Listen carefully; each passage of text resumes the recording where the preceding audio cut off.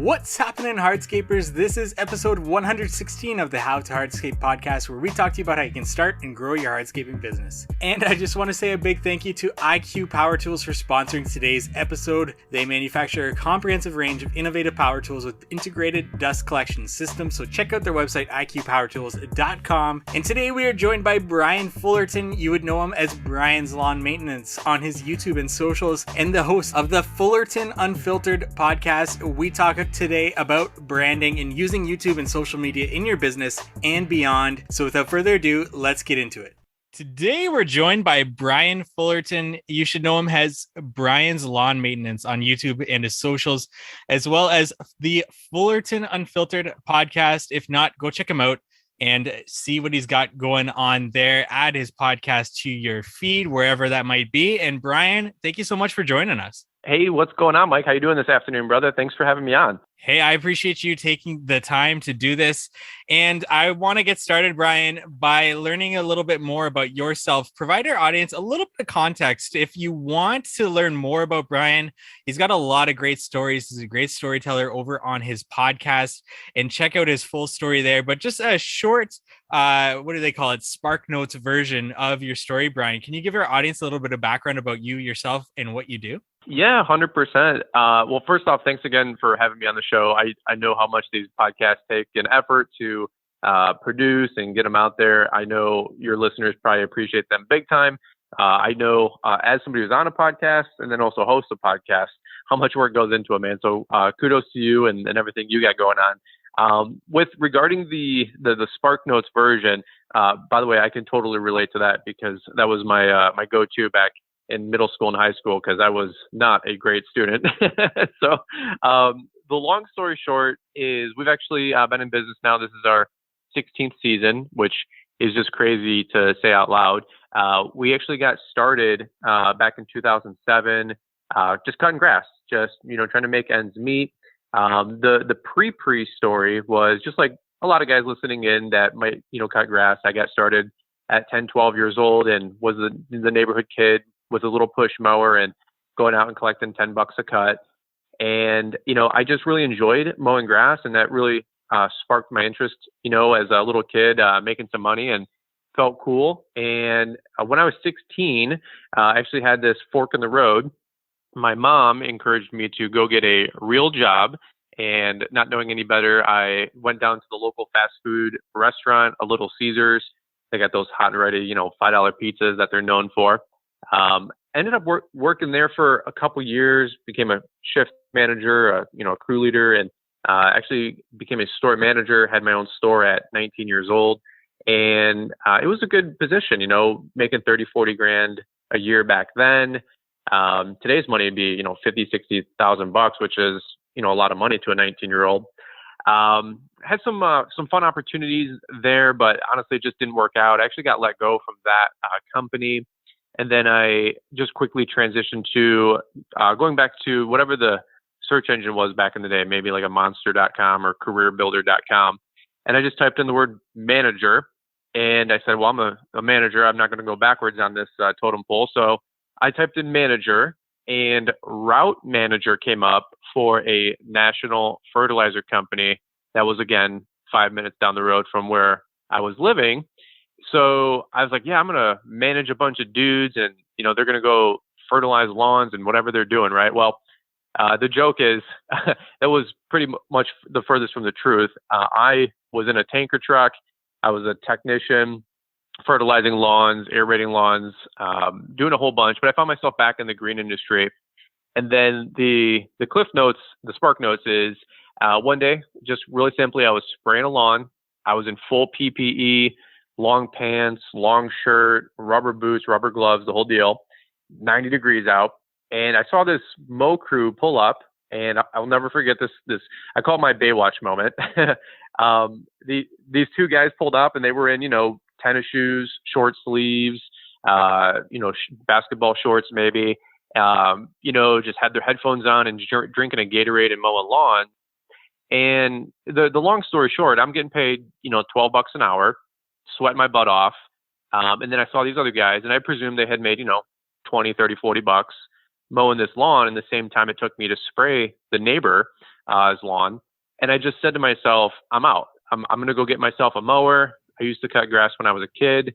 How hard can it be? And I didn't know what I didn't know. But, I think that was also a strength as well, because I threw caution to the wind and went out and bought a commercial lawnmower. And there was a huge story between, that time back in 2005, 2006 and where we are today. But the rest is history, as they say, and 16 seasons later, and still learning every single day, but having the time of our life, man. Absolutely. And there's so many directions I can take this interview. There's lots to discuss with you. But some of our audience might be thinking, why are we having a lawn maintenance, somebody in the lawn maintenance industry on the podcast? And really, we can pull a lot of things from Brian, you yourself, and things that we have in common, especially as a home service business in the green industry. And one of those things being branding. And it's evident that you have spent some time thinking about your own branding. I don't think you would have just tripped and fallen into thinking about this, judging by your truck, by your logo, how everything goes good together, and how you present yourself both online and on the job site. I'm sure that we've got some things that we can learn from you. So, Brian, talk to us about branding, how you came about starting with, what made you decide to present yourself in that red and black look with your logo. When did that kind of kick off, and what did that kind of do for your business? Did you notice anything, or did people start looking at you differently? Your clients start looking at you differently when you started presenting yourself with that professional look? That's a good question. We a lot of us, that are recognized for some of the stuff we do 2, 5, 10 years later, would love to pretend like it was all a master plan and we had it all figured out. I think that we kind of Forrest Gumped ourselves to the finish line the last few years, and not that we're a finished product by any means, but taking it all the way back to 2005, I love marketing. I love branding. I love talking human psychology and persuasive theory and all that fun stuff. Like ironically enough, I'm not an extrovert. I'm actually not a people person. I don't even like people. I'm believe it or not that guy. Which the massive irony of like having social media and being in front of a camera, it's just still like the funniest thing on the planet. And people don't believe me, but if we were in a room and you were on one end of the room and I was on the other end of the room and we never talked to each other for 3 hours, like to me that's my definition of a good time. So I know it sounds weird, but like that's why I really enjoyed working at True Green. It was just me in the truck, in a tanker truck every day by myself, maybe with my headphones on or my earbuds in, and just working and listening to podcasts or YouTube videos, right? Well, to take it all the way back, I had always been a really big fan and student of marketing. Like today, you might have Gary Vee and Grant Cardone or those kind of guys, right? Back when I was in high school, I had a really, really good marketing teacher. He was incredible. He was way ahead of his time. He would be a Gary Vee today if he was in his 20s and 30s in his prime, when he was 40 and 50 back in my high school. I took all the marketing classes. We ran a school store that was a couple $100,000 a year business, where I was able to make buying decisions and purchasing decisions, and how we would set up the store and assort the candy counter. I mean, we learned so many life lessons about, we would watch on the cameras how people came into the store and which way they would turn and why they would look at certain things and put certain things back. So it was the most, I would say, like practical experience I ever had learning marketing. And ever since then, it just got me hooked. I knew when I was 17, 18, 19, I probably wasn't going to go to school or college for my academic work. I was a C student, they say, at best. And that's only because I knew how to play the game. I was probably a D student, realistically. I knew I wasn't going to go to college based on my performance as an athlete. So I had just realized like the meal ticket for me is probably going to be in business. I didn't know what that meant, but I just figured owning my own business is probably going to be a good solution one day. And so, long story short, talking about marketing and branding, when I got into the green industry space, I had just a really just kind of Forrest Gumped my way, like I said, with the marketing thing. But I really started to double down on it when I realized that we could position our company different from everybody else. And, our mowers were red. We run a lot of Exmark mowers. My first truck was red. I love the color red. But then I really thought about it. I said, as we continue to grow this business, let's try to get ourselves out there and get the attention of folks by doing things a little bit different. And I think that's something that a lot of people can relate to, or they're trying to differentiate themselves in the marketplace. I mean, let's be honest, there's a lot of businesses out there. There's a lot of noise out there. And as Gary Vee says, you've got to get people's attention, right?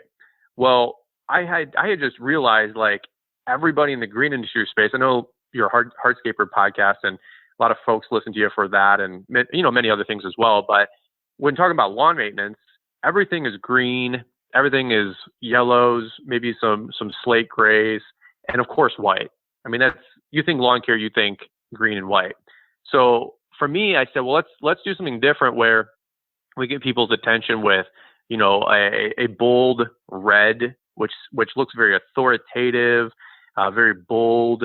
You can't really miss it. It looks like what you got going on, and you're the authority, right? Right or wrong, that's just what that color kind of represents. And then the red and black color scheme was just a really good idea, and it just kind of popped, right? Well, we've kept that color scheme for the last 15 years, and again, when you see a lawn care crew going down the road, you normally see the white F-250, the white trailer, and the green lettering, and that's fine, but you also kind of blend in with everybody else.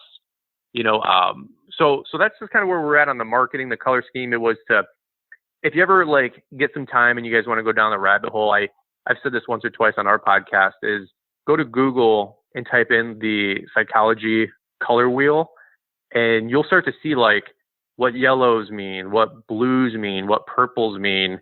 And I learned that stuff at 15, 16, 17 years old in high school.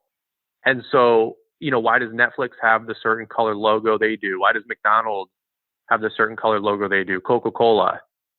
So, we could talk for hours. That's the stuff that I really enjoy.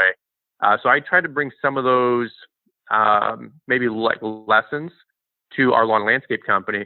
Not that a green and white trailer is bad, but in terms of trying to get out there, get the attention, and try to get some customers, it was a really, really fun thing for me to, experiment with. And it's been our little business case study over the last, 15 years.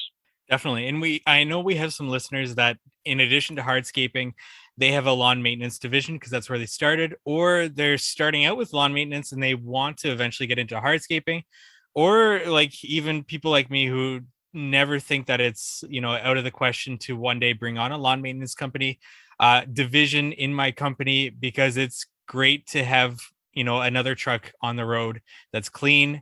The word's getting out there. The brand is all over the trailer and whatnot.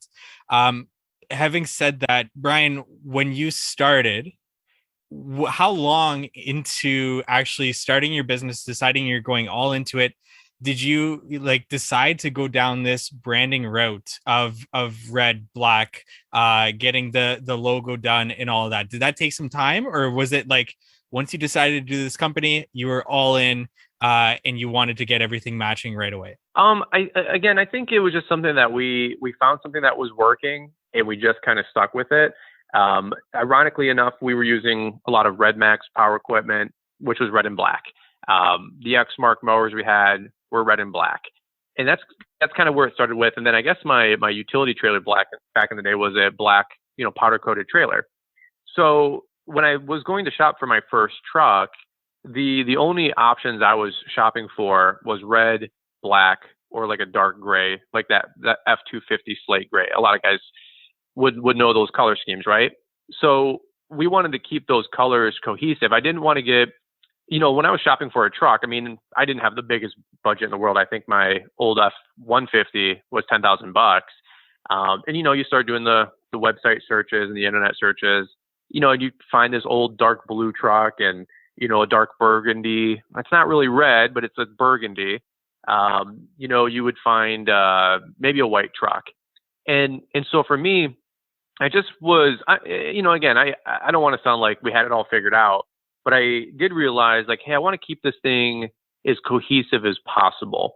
And again, it's not like my favorite color is red. Actually, my favorite color is blue. So uh, it wasn't like somehow like some childhood thing where it just has to be red or bust.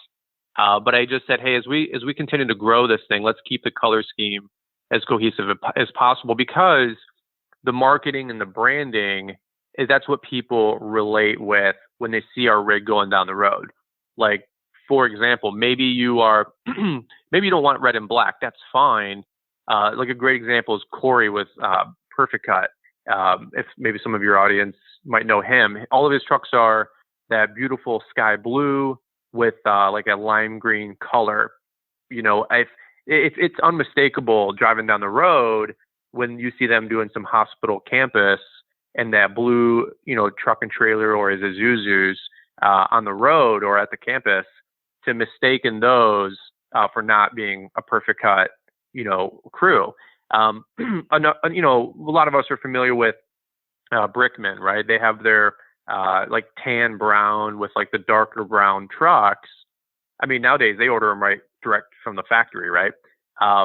But it's unmistakable if you're in, Tampa, Florida, to somewhere in California, to, the backyard where I live in Novi, Michigan, and you see these brown and dark brown trucks. I don't even need to see the logo to know that that's Brickman. And so and for me personally, that's the branding aspect, not so much the marketing aspect. It's branding is a little bit more of like who you are and what you're known for. So to me, to give it even a more practical example, when we were buying our first plow, we could have went with a stainless steel, the bright silver, stainless steel option, or a really nice red and black Boss plow, for example, and that matched the color scheme of the truck. It matched the color scheme of the trailer. And so when customers are around town, current customers or new customers, they see red and black. They see bold. They see authority. They see cohesiveness. And you should think red and black is Brian, and Brian is red and black. It's one of those things. If they're looking online and they search us and they see that red and black trailer, yeah, I want to go with the guy with the red and black trailer, more so than they even know that that's Brian. Right. And so if there's another lawn care crew or landscape crew or hardscape crew in a subdivision and they got a white truck and then a black enclosed trailer, no, it's not that guy. It's not that guy. We want the guy with the big red setup going down the road. So it's something that pays huge dividends if you really, go down that rabbit hole. Absolutely. And getting into the marketing aspect of things, as you started to grow your business and then comparing it to today, where were your leads coming from? I know you have postcards that you send out. Did you have somebody go door to door? Did you yourself go door to door? Did you dabble in online sort of ads? Did people call you up recognizing the truck and saying that you saw you around? Like, how has that evolution of getting leads evolved in your own business? Oh gosh, I mean, that's a good question. We've done it all, to be honest with you, right? After 16 years, we've experimented with a little bit of everything, and I would say the last 5 years, we definitely know what works best for us now. But yeah, I used to call it the blitzkrieg, which is we would hit them with everything. We would hit customers in the spring and summer with postcards, yard signs, Facebook ads, Google ads, of course, the enclosed trailer going up and down the subdivisions, customer referral programs. Hey, sign up your neighbor, get 2 free cuts or whatever. Sign up a neighbor at the time of your aeration as they get an aeration, and you save $10 per referral. And we'd have that customer refer 1 or 2 or 3 neighbors, right? And they get an aeration for $70 because they referred 3 neighbors. Well, we did $400 in an hour, and the customer saved $70 or $30, all that kind of stuff. So yeah, we've done a little bit of everything. I think the most effective way for us to grow our business as we really tighten up our route density the last 4 or 5 years has been postcards, going door to door. That has really worked the best for us. I think in the beginning, you just got to get the word out. You got to make a bunch of noise, get people's attention, a little bit of everything for sure. But then as your business grows, you really got to start dialing it in, focusing in, and that can be no different for anybody in lawn maintenance or hardscaping. with where you're doing work and the kind of customers you're trying to attract to your business. So does that make some sense? Yeah, absolutely. I just want to take a moment from today's episode to thank IQ Power Tools for being a sponsor of today's episode.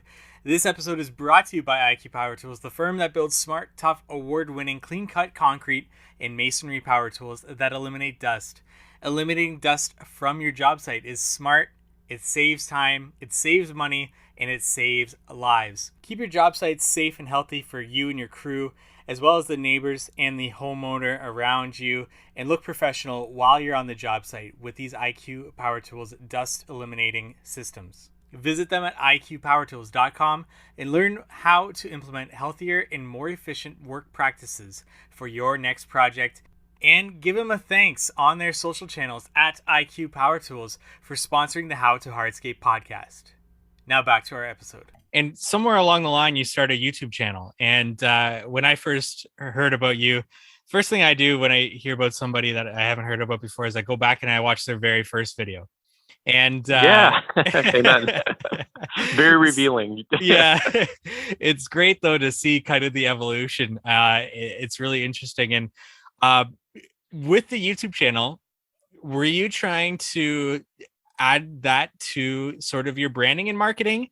And in addition to that question, have you been noticed by your clients from your YouTube channel and they reach out to you? Has that kind of helped in terms of gaining clients or at least creating some sort of authority for yourself? Because the YouTube channel is the same name as the company name. Is that sort of continuing on with that marketing and branding, or was that a completely different goal when you first started the YouTube channel? Oh man, for sure. Well, that's another fun question. Good questions, man. So how it really worked, and this again, like if you look back on it, somebody would think like you're a genius, but that's not the case. That was farther from the truth. So the short story, the cliff notes, the spark notes, is bought a camera for my wife. She wanted to do YouTube, hair and makeup tutorials and vlogging, right? We always joke if she would have did that, we'd probably be multi-millionaires because the hair and makeup beauty, niche on YouTube is insane. I mean, like from Jeffree Star and all these different people, right? Well, what happened was, and I, say this with all love and respect to her, she just was kind of not stage fright, but just a little shy with putting herself out there on the internet. Like, who wouldn't be, right? And so I got this camera for her for Christmas. It was $800. It was a little Canon T6i, great little camera, little SLR. And to be honest with you, like that was a huge stretch. I mean, I wish I could really help folks understand better, like how much of an investment this was. Not that I thought we were going to be millionaires, but it was just, I wanted to give my wife like the nicest thing I could at the time. And so this $800 camera was like the most money we had ever spent as a newlywed couple. Like context, we were living in a 700 square foot dumpy, I called a halfway house apartment. The carpet was 12 years old, mystery stains everywhere. Nothing was new, had, 1990s cabinets, like the little starter apartment that so many of us get going with, right? As newlyweds. Well, put the camera under the tree. It kind of sat there for a couple months and it was coming up to March. I think this was in 2016. I was trading in a lawnmower. And just a few months prior, I had discovered like lawn care YouTube and like following these people online. And like this guy, Greg with Geek to Freak, and a couple other dudes like Blake with B&B Lawn Care and Top Notch Lawn Care, and a couple other guys from back in the day on YouTube. Well, I said, I can do that. Like I want to make some like videos. I don't know. So I basically just took the camera, did a little video on this zero turn mower that I was trading in. I didn't want to be on the internet. I didn't want to put my face on the internet. I didn't want to be a weirdo, It was so out of my comfort zone. It's not even funny. In fact, I wasn't even in my first video, right? Like I'm not a YouTuber, right? I'm not a people person. So yeah, long story short, I made this little, 13, 14 minute long video. I was trading in a mower. There wasn't really any reviews on that mower on YouTube. Not that that was like our secret to success. I think the video got, like 7 views. But you know what? We got 7 views, and I think one person subscribed to the channel, which was probably my wife, right? um, and so what I do remember though, this was a sort of like a defining moment, was somebody had left a comment and they had said, "Hey, cool video. What about that other mower in the background? Can you do a video on that?" And so we just had some 32 or 36-inch little zero turn walk behind unit, right? And I said, sure. So I just made another video. It was, I don't know, 10 minutes, did the same thing. And then somebody, we might have got like 8 views and 2 more subscribers, right? So we have like 20 channel views and 3 subscribers. And we're like, watch out, Mr. Beast. Okay. So it sounds so basic and so remedial and so simple. And I had to learn iMovie and cameras and lighting and settings and all that. I had no clue, but I had watched so many videos with my wife about how to do YouTube. And we were watching, do you remember like the Vines back in the day? Do you remember those? So I don't know if you guys listening in ever watch like the Vine compilation videos that are like 20-minute long compilation videos. So those are 7 seconds or 6-second Vines, right? So my wife and I, like, we were broke. We had no money. So Fridays and Saturdays and Sunday nights, our date night was get some, takeout. And then we would watch compilation video after compilation video of funny Vines with dogs, funny Vines with kids, just funny Vine video highlights. And we learned, like, we were watching social media, but we were studying it. We were like, okay, like, this is funny. This video got 1 million views. This one got 1,000 views. Why did this one stink? And so we were kind of like watching YouTube, but learning YouTube as well, and kind of doing some homework. And that just kind of helped, I think, me realize that this is going to take some time to grow. So anyway, I think the next, we did a couple videos on some trimmers, some blowers. Along the way, there's a little story there that, we started getting some more subs and views, and the more it grew, the more I took it serious. And the more I took it serious, the more subs, the more views. And, it was never about like AdSense or making money or sponsorships. Like if people really, really know me and get to know me, which a lot of people do, they know that's the furthest thing from our mind is trying to monetize the hobby. Now, I realized about 2 years into this thing, hey, we're getting a lot of views. Like we're getting a lot of traffic. A lot is relative, right? But I said, hey, there's a lot of people watching this thing. Like, and a couple companies were like, hey, we'd like to send you some stuff.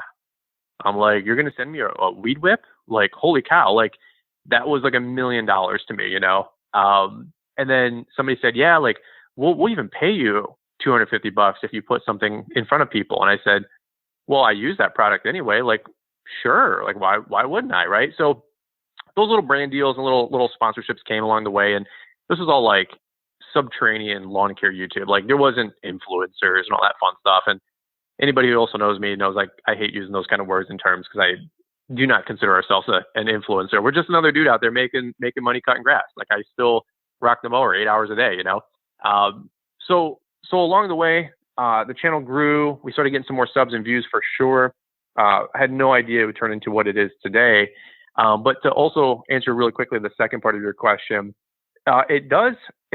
It is weird. It's unique when your customers call you and they say, hey, or somebody wants to be a customer, I should say. And they say, hey, I got your number from your trailer off of your YouTube videos. I live on such and such street. Can you mow my lawn? They're like, yeah, I know it's probably going to be $40-45 based on what I heard you say in your videos. We're cool with that. Go ahead and get started. Also, can you go ahead and do the mulch? I already measured it. It's 12 yards. I know you'll make $600 profit on it because of how you did your math. I watched your mulch. I watched your mulch pricing video.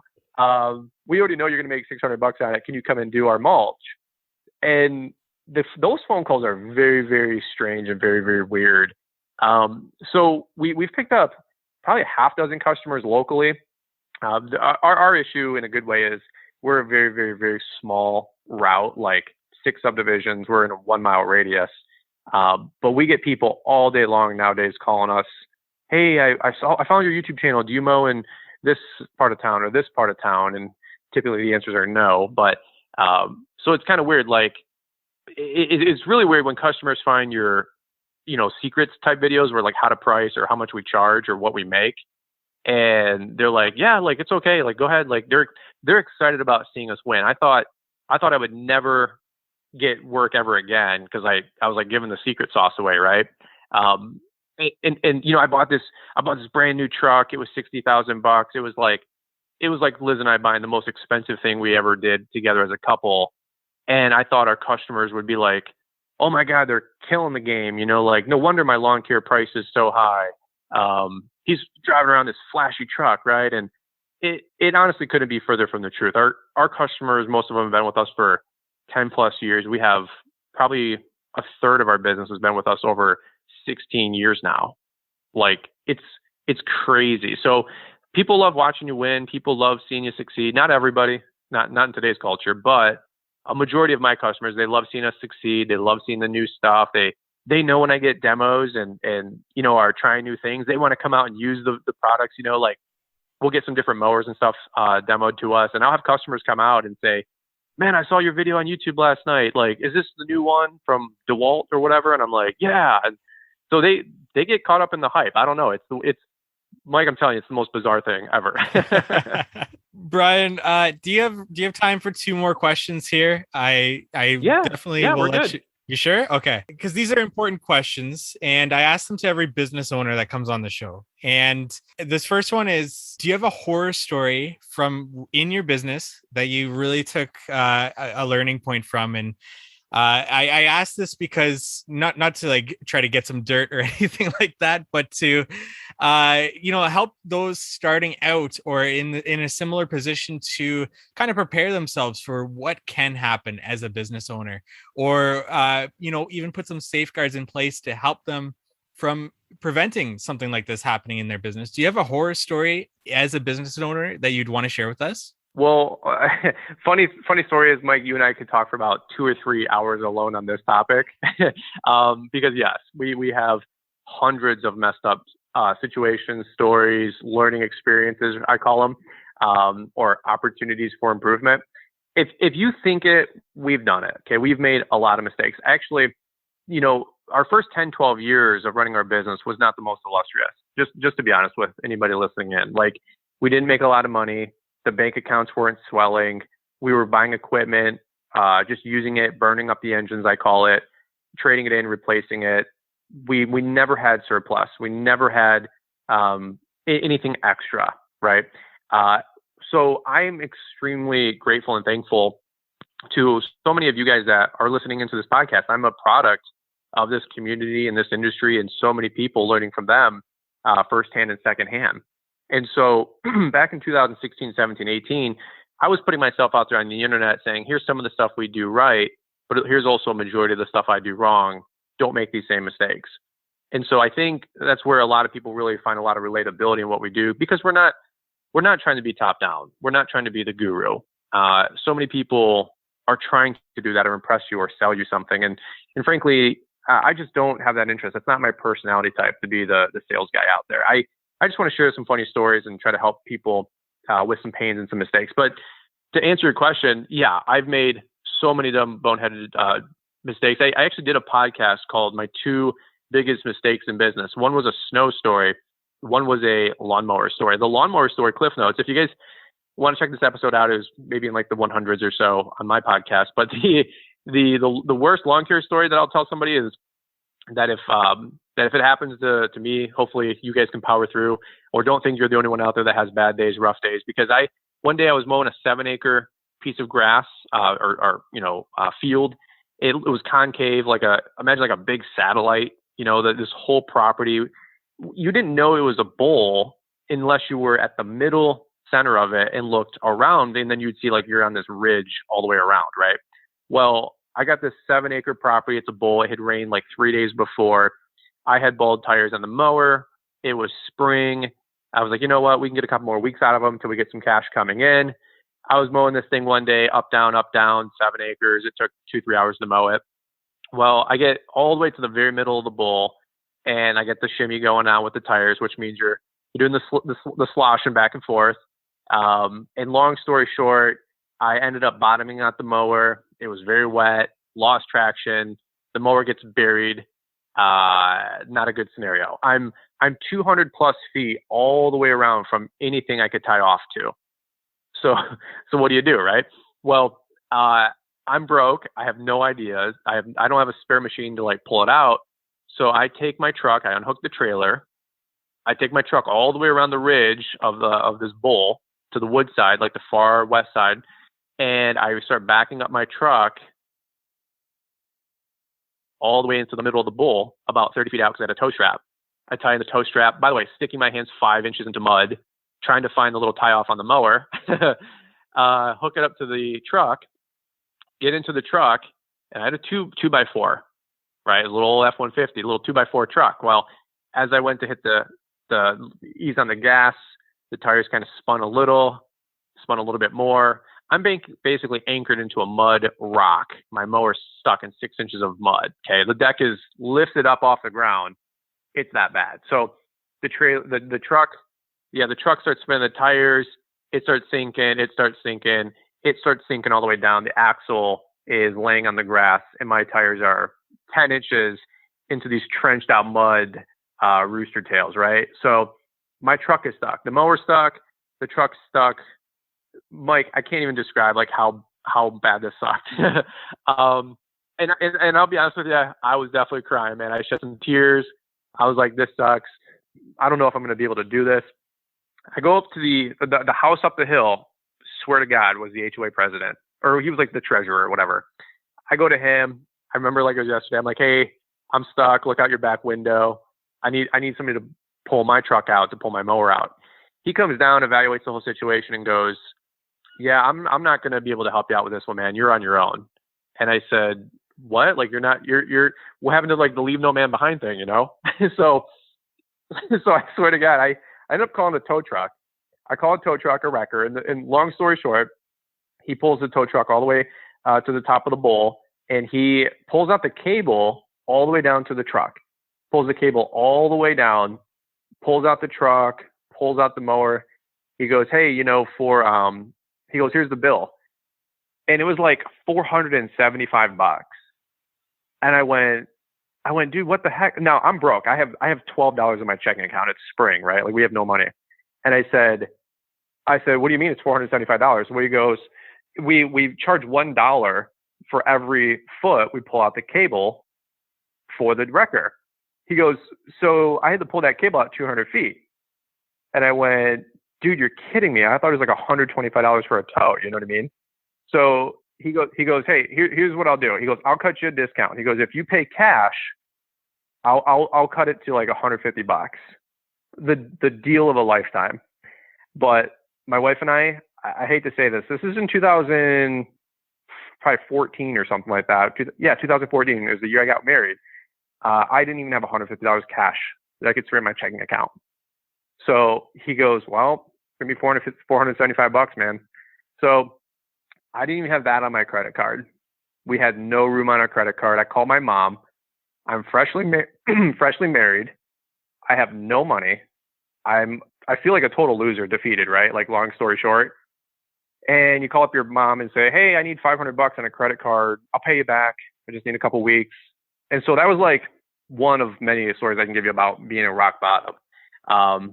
Actually, little caveat on that story. My insurance agent called me like probably a week later and said, hey, you get 2 free tows, right? I said, no. She goes, yeah, we're totally going to reimburse for that tow. Towing a mower or towing a truck, it's all the same to us. So we're going to give you full reimbursement of that $500. I was like, what up, no? As my friend Keith says. So I mean, it's all these things have happened over the years. I've got I told a crazy snow plowing story where I was hanging off the edge of a cliff at a friend's house, where my truck was pointed 30 degrees up, looking at the sky. We fell off the side of a hill, pointed straight up, and my plow was 9 feet off the ground, just dangling, and we were stuck, pinned backwards, if you will. So we've done it all, man. We'll have to do a follow-up podcast. It's just Ryan's Lawn Maintenance biggest mistakes ever. But if you guys can imagine, we've done it. Hopefully you guys can learn from our mistakes on the podcast and YouTube of what not to do. But At least we're honest, man. We've done it all. And I like your positive attitude that you bring with you throughout all these. I'm sure like that's what you need to get kind of through these situations. There's no really tactics or anything like that. Just positive attitude, light at the end of the tunnel. And Brian, like you said, I've got a million questions for you. So we'll have to do this again sometime. But to close things out, spend as much or as little time as you want on this question, but it's a doozy. What is that one thing you know now that you wish you knew from the beginning? And take that wherever you want it, whether business, personal, anything you want. But what is that one thing you know now that you wish you knew from the beginning? Well, one thing I wish I would have knew from the beginning was I wish I would have knew, honestly, like just more of the business, right? Like just the business of running a business. I mean, payroll, accounting, taxes, best practices. I wish I would have knew more. I wish I would have spent more time other than just mastering my craft of being a guy that mows or a guy who lays pavers. Instead of just mastering all my time on my craft, I wish I would have spent more time learning how to run a successful business. Right? Because there's guys that have the amazing skill set of mowing perfect stripes or laying pavers and patios and making beautiful award-winning backyard patios, but they don't make any money with their company. And that's not an indictment. It's just a fact. You know, many guys, we get into business for ourselves because we're excited about what we do or how we do it. But we also forget that we need to run a real business that makes real profit, that is self-sustaining. So I think to answer your question, number one, what do I wish I would have, knew more or knew better? It was how to run a real business. And I owe a lot of credit to a lot of people that a lot of you guys are listening to on other episodes that have taught me along the way. What I am grateful that I knew or what I did know or something like that is I'm really, really glad that I believed in myself enough to see what was in my mind's eye, to stick with it long enough for it to come to fruition. The rig I have today, I said this on other podcasts, that was the rig I saw me having in my first 2 years of business. Like I didn't think it would take me 10, 15 years to get there. It should have honestly took 36 months. Because I can give you example after example of guys and kids listening to our content and your content, Mike, that are 17, 18, 19, 20 years old. And they're 18 with 3 crews doing $400,000. It's incredible. We just didn't have that education, that knowledge, that resources, in social media 10 years ago. It wasn't an option. And so it warms my heart to see what these guys are doing today.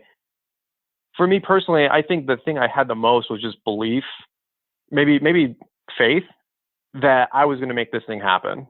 I don't know what other way to say it. I say that as humbly as possible, but like, thank God I believed in my own bullcrap enough that I was going to put together what I was telling myself and so many other people around me. I'm going to build this thing. I'm going to build a really cool company. And then I had other people saying, well, you can't have any freedom with an owner-operator business. You're going to be tied to it all the time. That's absolutely not true. I hate hearing that stuff. That's not true. We have a couple guys that work for us. My business does not own me. I own it. Well, you can't make any money with an owner-operator business. That's not true. We're exceedingly profitable with what we do.